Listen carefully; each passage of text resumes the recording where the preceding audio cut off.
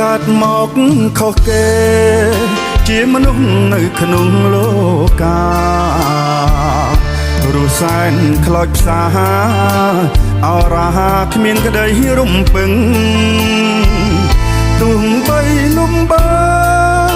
យ៉ាងណាក៏គេមិនដឹងត្រូវតែខំប្រឹងដើម្បីគ្រួសារកំសត់ជីវិតខ្ញុំអើយគ្មានអ្នកណាឡើយយកច្បាស់ជារឿងពិតណាស់ទេវតាជាអ្នកកំណត់តែត្រូវតស៊ូ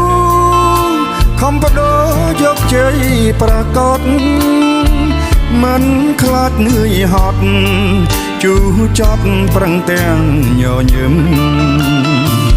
ទួនត្រូវគេស្អប់ព្រោះតែខ្ញុំជាគ្រូទាយទ្រាំទាំងចិត្តកាយត្រដោក្នុងក្តីរំពឹងរំសានជីវិតទោះជប់ជុះភ្លៀងរលឹមតាំងចិត្តសងខឹមដើម្បីសម្រេចគោលដៅថ្ងៃក្រោយជោគជ័យល្បីក្នុងវិស័យហោរាកាយប្រែវាសនាសន្យាថាជួយលោកកៃដោយបរិច្ចាគប្រាជួយដល់អ្នកជួបគ្រោះភ័យលើភពផែនដីដើម្បីផុតទុក្ខមងសាយ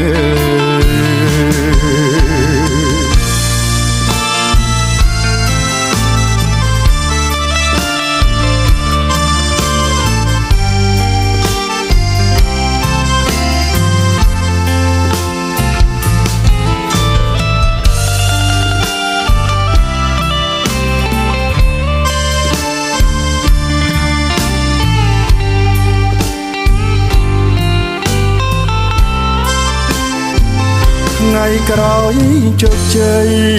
ល្បីក្នុងវិស័យហោរាកាយប្រែវាសនាសន្យាថាជួយលោកកៃ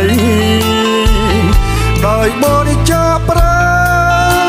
ជួយដល់អ្នកជួបគ្រោះភ័យលើភពផែនដីដើម្បីផុតទុក្ខមងសាយលើភពផែនដីដើម្បីផុតទុក្ខមងសៅ